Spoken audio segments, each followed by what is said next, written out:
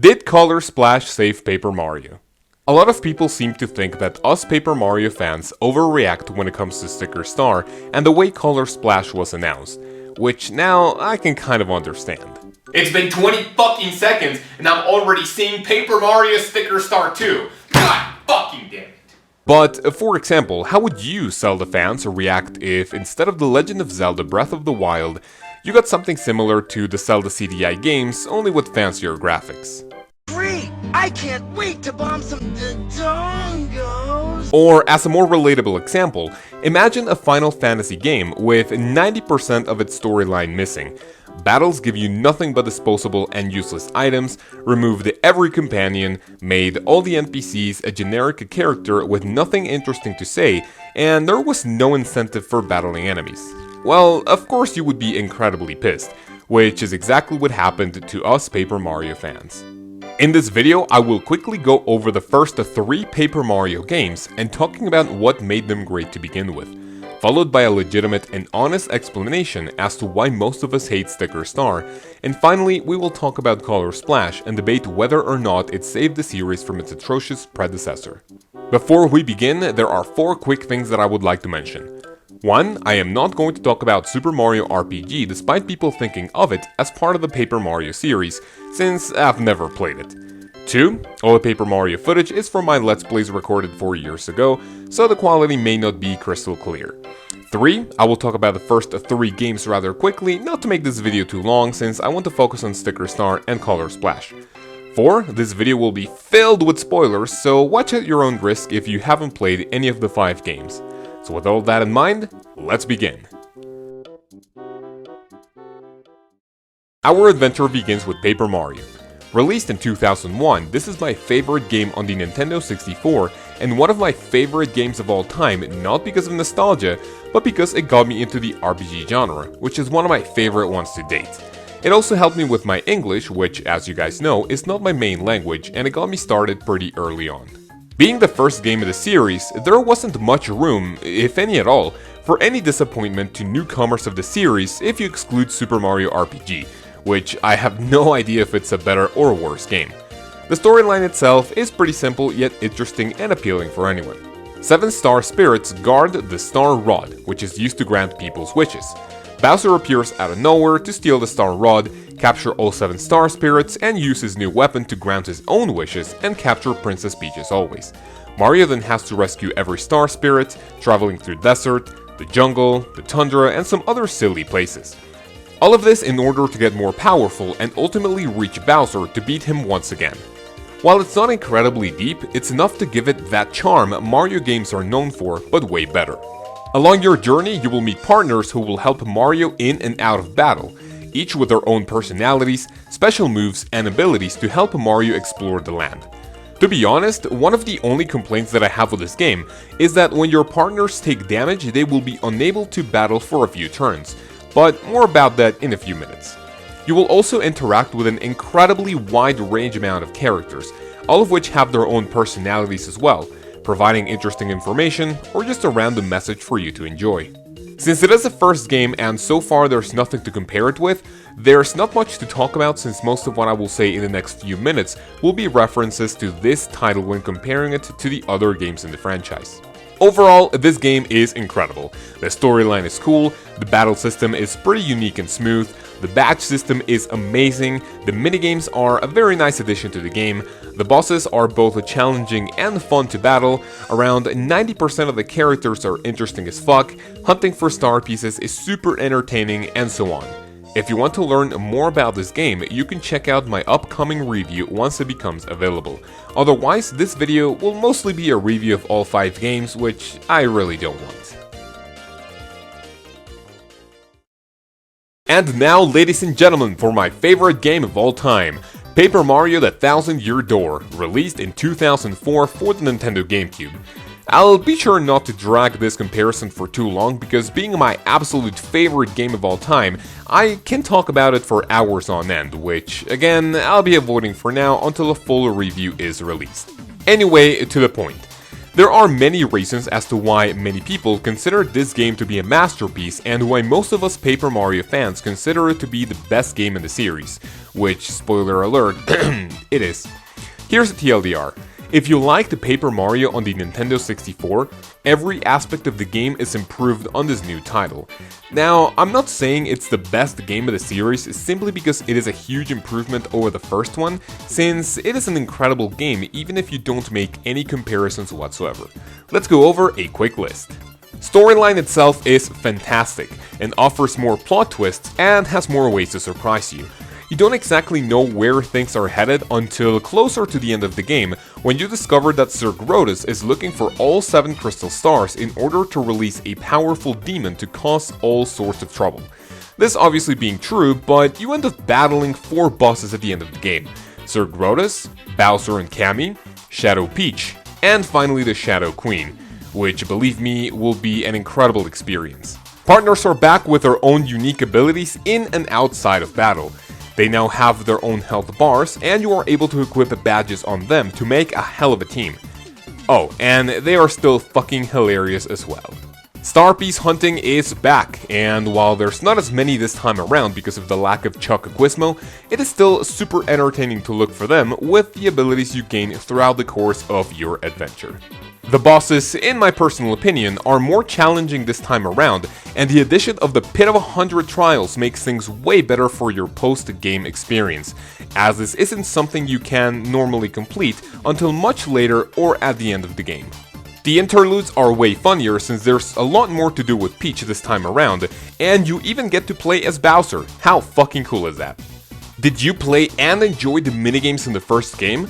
Well, there are way more in here, and now there's a way better incentive to play them, as the rewards you get by collecting tokens are pretty juicy themselves. What about the badges? Did you like them but felt limited on your setup because of the 30 badge points? Well, worry not, because there are way more badges and badge points here, and all of them are pretty fun, unique, and some even more challenging. Anyway, even though I believe there are still so many things to talk about, I think I'm dragging this for way too long, but I think you get the point. Overall, if you play this game first, you will be amazed at how deep and entertaining things can get. However, if you compare it to the first Paper Mario, it will satisfy you even more because of how much improvement was made over a single title. To summarize things, Paper Mario: The Thousand Year Door is the best game in the series overall. To learn more about why this is, subscribe to my channel to be notified when a full in-depth review is released. Next comes a huge change with the addition of Super Paper Mario to the franchise. Released in 2007 for the Nintendo Wii, this was a pretty risky move for the series as the title would lose many RPG elements we loved. Turn-based battles disappeared for good, the usual partners, their moves, and their ability to wear badges were gone, and Star Piece hunting was no more, to mention a few. This was traded for the best storyline the series has seen thus far, and the most unique use of Mario's partners.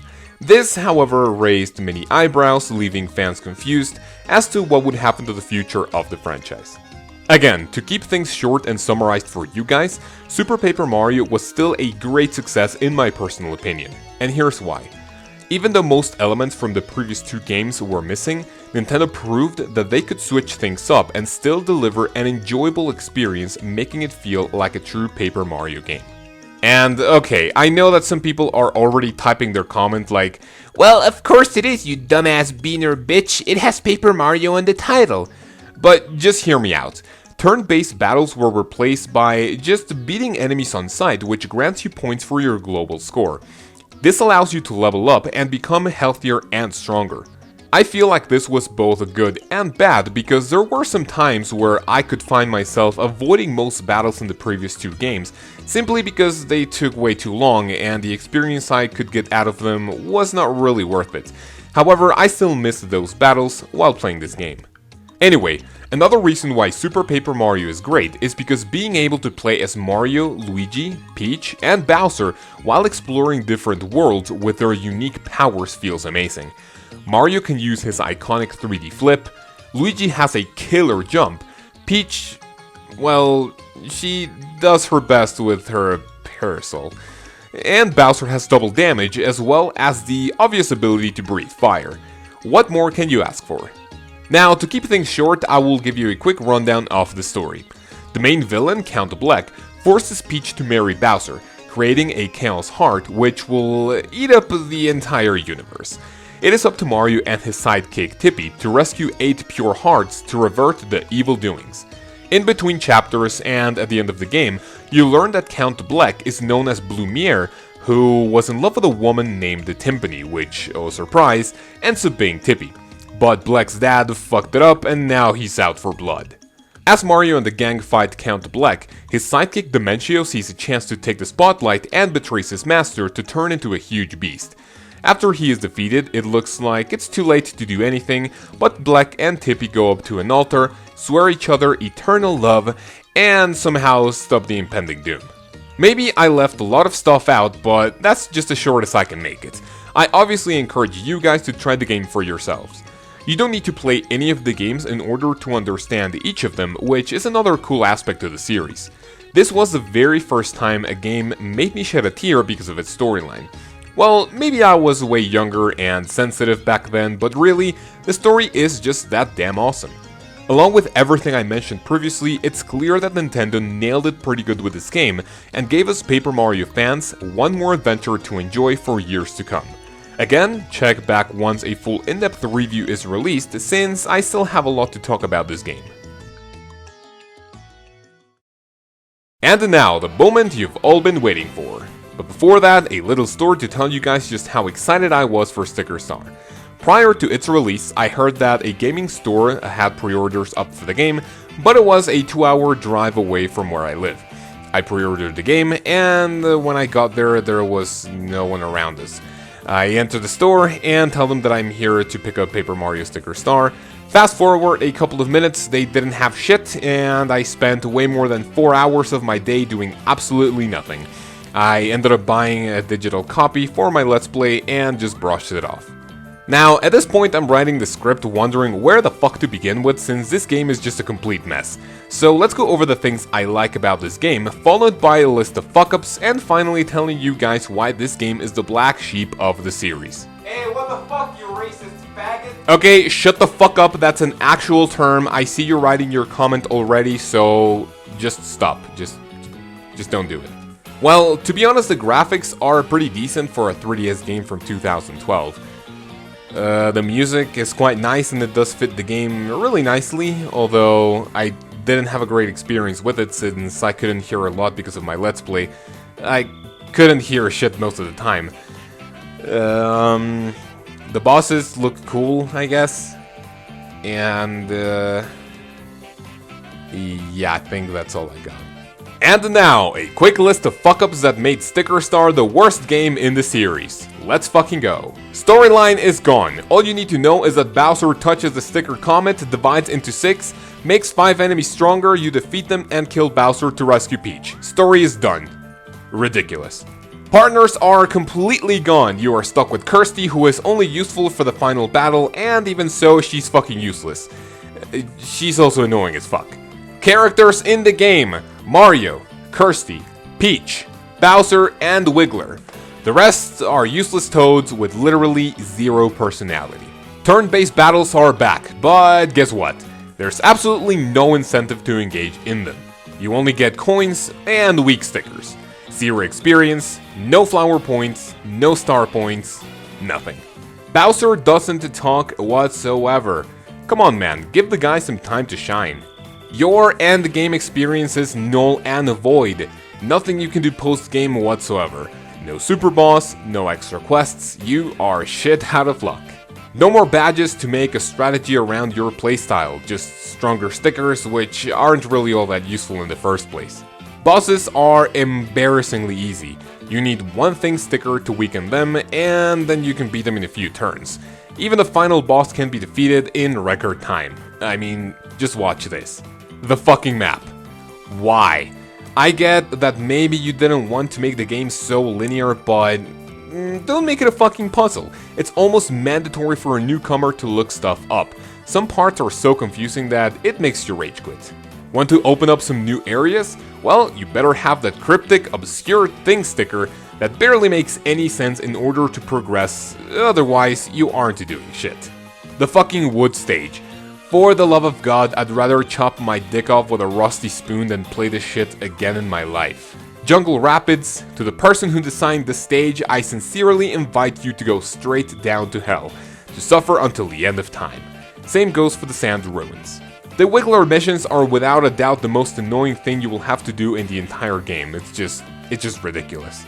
Okay, I think you get my point.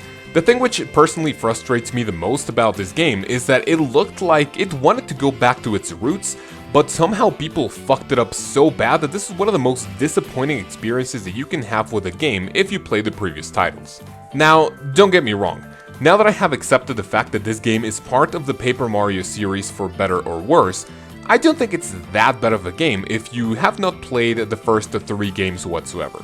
When it comes to this game, I was incredibly excited and blinded by nostalgia, and the fact that I was finally playing a new Paper Mario game that I just didn't realize all these facts, even after being done with my Let's Play.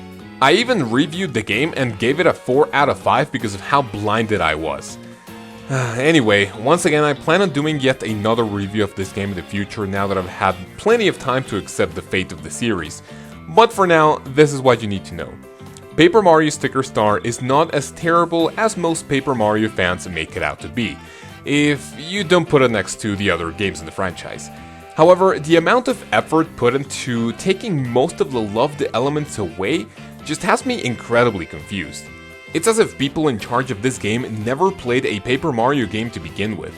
I mean, sure, Super Paper Mario showed us that you can change the formula and still make it a great game for the series. But honestly, Sticker Star was a complete failure and a huge embarrassment to the name Paper Mario. To this day, it still amazes me how bland this game is and how little interest I have for it. I have not touched this game after completing my Let's Play, which is not the case for every other Paper Mario game, and some other games I have Let's Played in the past. Paper Mario Sticker Star will have your interest for a single playthrough at most. There are no incentives to play more than once, and if you do, you will ask yourself why you did it in the first place, playing the entire game wondering if you could be doing something more valuable with your time, like watching paint dry. Honestly, this is the most disappointment I've felt in my almost 20 years of gaming, and nothing comes close to it. If you have never played any Paper Mario games, I would recommend playing it before any of the other 4. If you had played the first 3, I would recommend you give it a try just once, but trust me, you will understand why we hate this game so much if you decide to do so.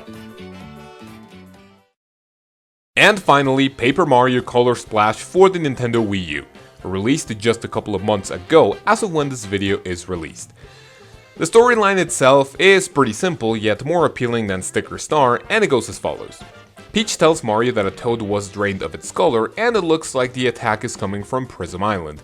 Upon their arrival, they learn that a lot of color is missing, and it is up to them to find out why. You later discover that Bowser was the cause of all of this because some shy guys with straws were up to no good and wanted to steal as much paint as possible.